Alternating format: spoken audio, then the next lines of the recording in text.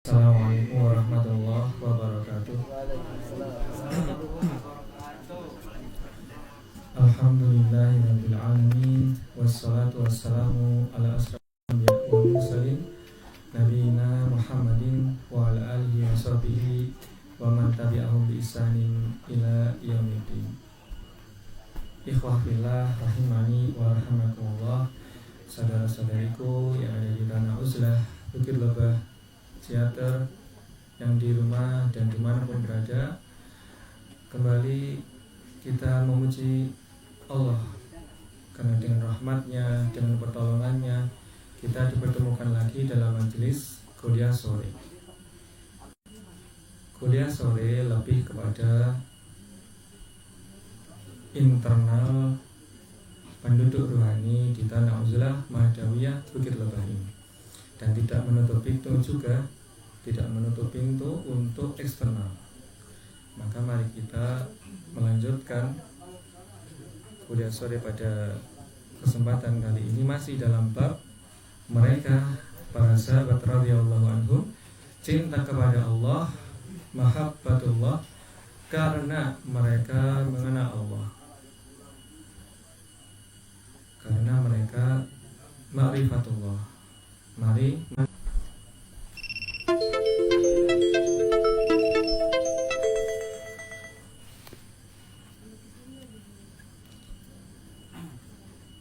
hadis ini berkaitan ihsan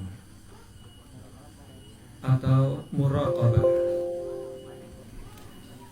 merasa senantiasa diawasi oleh Allah, menyembah Allah seolah-olah melihatnya, melihat Rabbul Alamin Allah Subhanahu wa Ta'ala, yang mana ihsan muraqabah merupakan buah daripada ma'rifatullah itu sendiri. Nas hadis ini secara ringkas, u'budillaha ka'annaka tarahu wa kun fid dunya ka'annaka gharibun aw abiru sabilin. Sembahlah Allah seakan-akan engkau melihatnya. U'budillaha ka'annaka tarahu. Ini ada di dalam hadis Arba'in Nawawiyah juga, yang telah ditulis oleh Imam Nawawi rahimahullah dalam salah satu hadis di 40 hadis yang beliau kumpulkan.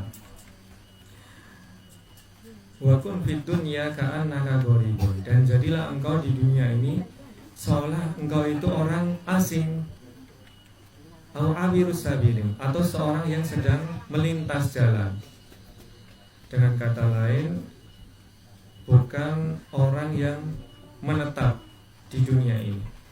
Demikian juga seorang yang menyeberang jalan, maka bukan seberang jalan tempat awal dia menyeberang itu tujuannya, bukan juga di tengah jalan. Maka kita akan merasa heran seandainya ada seorang penyeberang jalan, kemudian di tengah jalan dia malah menikmati pemandangan mobil dan motor yang tengah melintas. Begitu, kita tentunya heran. Nah, demikian juga kita ketika sudah meyakini adanya akhirat, tentu kita juga heran. Kenapa ada hamba-hamba Allah yang membangun rumah-rumah megah di dunia yang fana ini? Begitu. Hadis ini dinilai sahih oleh Syekh Albani rahimahullah dalam kitab Silsilah Al-Ahadits As-Sahihah dengan nomor hadis 1473. Nomor hadisnya 1473. Dan untuk kodifikasi hadis di kitab Silsilah Hadis Sahih yang disusun ulang oleh Syekh Masrur Hasan Al-Salman hafizallah, yang kemarin lusa dibawakan bukunya itu di nomor 950. Di nomor 950 ada di dalam jilid pertama dari kitab Silsilah Hadis Sahih yang disusun ulang oleh Syekh Masrur Hasan Al-Salman. Di kitab guru beliau, di kitabnya yang asli adalah dengan penomoran 1473. Kalau yang di Mukhtasar maka nomor 950. Baik, kita lanjutkan Mari kita uraikan secara panjang dan menyeluruh tentang hadis tersebut agar tampak jelas hubungan eratnya dengan ma'rifatullah. Ibu-ibu yang di belakang bisa menyimak teks yang di layar? Kurang besar ya?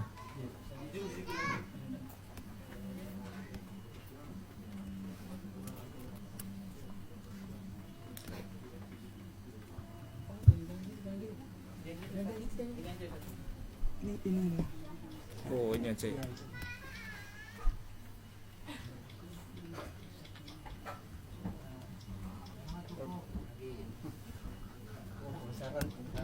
Bentar ya. Begini lumayan ya. Oke, teks hadisnya kita ulang kembali. Ubudillaha, beribadahlah kalian kepada Allah ka'annaka seolah-olah engkau tarahu, melihatnya. Wa kun fid dunya, dan jadilah engkau di dunia ini ka'annaka seolah-olah engkau gharibun, adalah orang asing, au abiru sabilin, atau orang yang sekedar menyeberang jalan. Gharib ini adalah asal kata juga dari guroba, begitu, asing. Memang maknanya adalah asing, seorang yang asing. Al-guroba, mereka adalah orang-orang yang asing. Maksudnya dianggap asing oleh kebanyakan manusia yang saat itu kurang memandang kebenaran, begitu. Sehingga ketika kita memperjuangkan al-haq, kebenaran, diantaranya adalah al-mubasyirat yang kita yakini, maka orang-orang kebanyakan, waalaikumsalam warahmatullahi wabarakatuh, menganggap kita adalah orang-orang yang asing. Sekitar 40 faedah pelajaran dari hadis ini. Sekitar 40 faedah atau pelajaran yang bisa kita ambil dari hadis tersebut. Pertama apa? Yakni tauhid uluhiyah, yakni ibadah hanya tertuju kepada Allah. Sebagaimana yang barusan di taklim singkat oleh Mas Agus telah disampaikan tentang 3 hamba Allah yang diadili pertama kali di hari kiamat. Ternyata mereka ini adalah yang secara zahir, secara fisik, kalau dilihat dengan mata kepala, maka mereka memiliki amalan yang agung, amalan yang mulia, bahkan jika dibandingkan dengan kebanyakan manusia. Akan tetapi apa? Ternyata di hatinya menyimpan sesuatu selain Allah. Maka Allah mencampakkan mereka waliyadzubillah ke api neraka. Yang kedua, yakni inti ma'rifatullah. Inti daripada mengenal Allah adalah merasa selalu diawasi Allah. Muraqabatullah, muraqabah, roti dekat, maka merasa bahwa Allah itu dekat. Bahkan sebagaimana yang Allah isyaratkan, wa nahnu aqrabu ilaihi min hablil warid, bahwasanya Allah itu lebih dekat dengan hamba daripada urat leher hamba itu sendiri. Maka Allah lebih mengenal seorang hamba daripada hamba itu mengenal dirinya sendiri. Itu. Kemudian nomor 3, ihsan. Ihsan adalah maqam tertinggi dalam agama ini, agama yang mulia ini. Jadi tingkatannya adalah Islam. Kemudian ketika telah hadir keyakinan yang kokoh dalam dada, maka Allah akan menilai itu sebagai iman. Dan kemudian ketika iman itu telah merasuk dalam dada sedemikian kuatnya, maka Allah akan menganugerahkan kepadanya ihsan. Yang keempat, dorongan untuk mengikhlaskan amal semata-mata karena Allah, memurnikan semua amal agar dipersembahkan segalanya demi Allah. 5, larangan riya, karena Allah selalu melihat hambanya. Larangan ingin dilihat oleh orang lain ketika berbuat baik. Dan riya ini diketahui dari hati yang dipandang oleh Allah. Kita mohon kepada Allah supaya dijauhkan dari riya, sum'ah, dan kesyirikan kecil lainnya, terlebih lagi kesyirikan yang besar. Kemudian nomor 6, motivasi untuk memperbanyak amal soleh meski tidak dilihat oleh manusia, meskipun hamba-hamba Allah yang lain tidak melihat. Karena buat apa dilihat oleh orang lain itu, untuk apa? Karena yang memberikan kita ganjaran, yang memberikan kita balasan adalah Allah. Adapun pujian yang diberikan manusia atau hadiah yang mereka berikan, maka itu adalah sesuatu yang semu, begitu. Wa ma indallahi baq, dan apa yang di sisi Allah itulah yang kekal. Nomor 7, antara faidah dari hadis tersebut, ketenangan hati bagi hamba yang merasa dalam pengawasan Allah. Ketenangan hati bagi hamba yang merasa dalam pengawasan Allah. Terlebih dia sudah meyakini, sudah mengetahui dengan seyakin-yakinnya bahwa Allah pemilik sifat-sifat yang sempurna. Allah Maha Melindungi, Allah Maha Pengampun, Allah Maha Kuat, maka hatinya tenang dengan keyakinan tersebut. Berikutnya, nomor 8, takut berbuat dosa meskipun dalam kesendirian. Takut berbuat dosa meskipun dalam kesendirian. Karena Allah melihat semuanya, tidak terkecuali. Bahkan yang basah maupun yang kering, Allah melihat semuanya. Allah Maha mengetahui bahkan secara teliti. Allah Al-Khabir. 9, merasa malu kepada Allah lebih daripada rasa malu kepada manusia, melebihi dari rasa malu kepada makhluk-makhluk Allah yang ada di hadapannya atau yang sedang ada di tempat yang dia tidak dekat dengannya, karena entah itu karena kewibawaannya atau entah karena rasa hormatnya, maka dia berpikir bahwa mereka itu juga sama-sama ciptaan Allah. Mereka juga sama-sama makhluk yang Allah ciptakan, yang sama-sama menghamba kepada Allah. Maka malunya adalah malu kepada Allah. Kemudian yang 10, di antara faidah hadis tersebut, menumbuhkan muraqabah, menumbuhkan perasaan diawasi oleh Allah.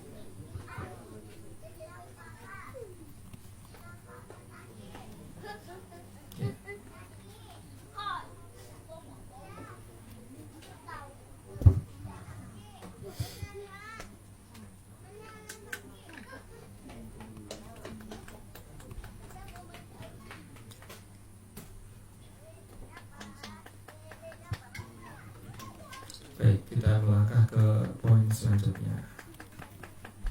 Berikutnya di poin ke-11, bahwasanya dunia hanyalah tempat singgah sementara. Makanya dipesenin oleh Nabi SAW tadi, jadilah kamu di dunia ini seolah kamu itu orang asing atau sekedar menyeberang jalan. Jadi tujuan seorang hamba bukan di tempat di mana awal dia melangkah, bukan di dunia ini, akan tapi tujuannya ada di seberang jalan yang satunya. Tujuan kita adalah akhirat. Kita ingin kembali ke akhirat di sisi Allah, di tempat yang terbaik, di surga bersama para nabi, orang-orang soleh, dan para siddiqin. 11, dunia hanyalah tempat singgah sementara. 12, seorang mukmin, orang yang beriman, orang yang menyatakan keimanannya di hadapan Allah, seharusnya tidak menjadikan dunia tujuan utama. seorang mukmin, seorang yang menyatakan keimanannya di hadapan Allah, mengikrarkan bahwa dia beriman kepada Allah, seharusnya tidak menjadikan dunia tujuan utama, karena dunia itu fana dan yang kekal adalah negeri akhirat. Nomor 13, sikap zuhud dari gemerlap dunia. Sikap zuhud dari gemerlap dunia. Zuhud merasa cukup atas apa yang ada. Zuhud merasa cukup atas apa yang ada. yakni ketika sudah ada sekedar kadar cukup, maka tidak menginginkan yang lebih daripada itu. Sebagaimana kita diharapkan untuk menjadi penduduk rohani, maka salah satu tingkatan yang harus kita lalui adalah zuhud. Ketika Allah telah mencatat kita sebagai hamba yang zuhud, maka langkah selanjutnya akan lebih indah. 13 sikap zuhud dari gemerlap dunia. 14 prioritas pada bekal akhirat daripada kesenangan yang fana. Jadi ada prioritasnya. Ketika kita bekerja di kantor, kemudian kita ingat bahwa ketika kita melakukan lebih, maka hasilnya akan lebih dari hitungan 1 ditambah 1 sama dengan 2. Tapi kita ingat rumus yang lain, yakni yang dijanjikan Allah berkaitan rumus 1 dikurang 1 sama dengan 3. Maka kita memberikan prioritas pada akhirat, begitu. Apalagi Nabi SAW sudah menunggu umat beliau di telaga, begitu ya.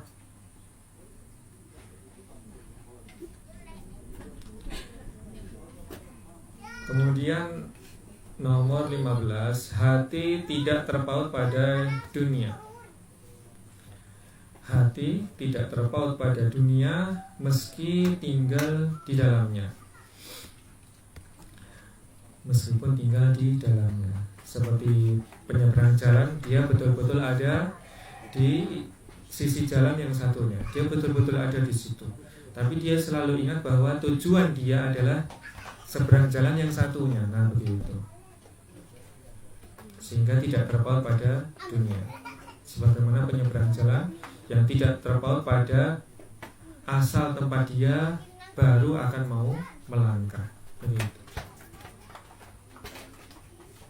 Kemudian faedah nomor 16, hidup dalam kesederhanaan adalah ciri orang yang paham, orang yang Allah karuniakan pemahaman terkait hakikat dunia. Hidup dalam kesederhanaan adalah ciri orang yang paham hakikat dunia. Dan alhamdulillah kita di sini sedang berusaha mempraktekkan hidup dalam kesederhanaan. Makanya tidak ada satupun saung di sini, tidak ada satupun kamar di sini yang secara penuh dibangun dengan tembok beton. Insya Allah, ya Allah. Karena memang cukup untuk sekedar, dalam tanda kutip, sekedar GRC. Nah, itu memang cukup aja. Diberi selimut, kalau dingin sudah hangat. Nah, begitu. Insya Allah.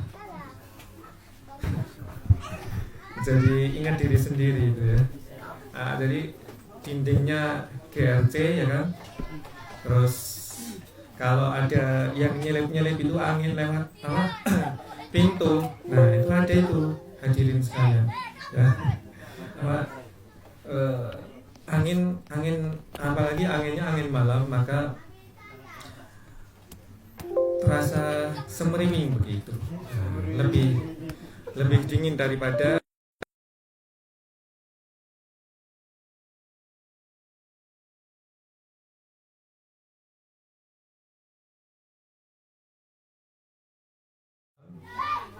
kesederhanaan yang Allah mengaruniakan kepada kita ketika dinilai dari sisi akhirat, sebagaimana yang pernah disampaikan juga oleh ketua, bahwasanya seandainya mereka tahu, penduduk dunia tahu yang Allah karuniakan ke dalam hati orang-orang yang di sini, niscaya mereka akan cemburu, niscaya mereka akan menginginkan apa yang Allah karuniakan kepada kita di dalam hati, di dalam dada begitu. Itu ya tadi nomor 16, hidup dalam kesederhanaan adalah ciri orang yang paham hakikat dunia. Ciri orang yang Allah karuniakan pemahaman terkait hakikat dunia. 17, wajib memandang dunia dengan pandangan sementara, bukan kekal.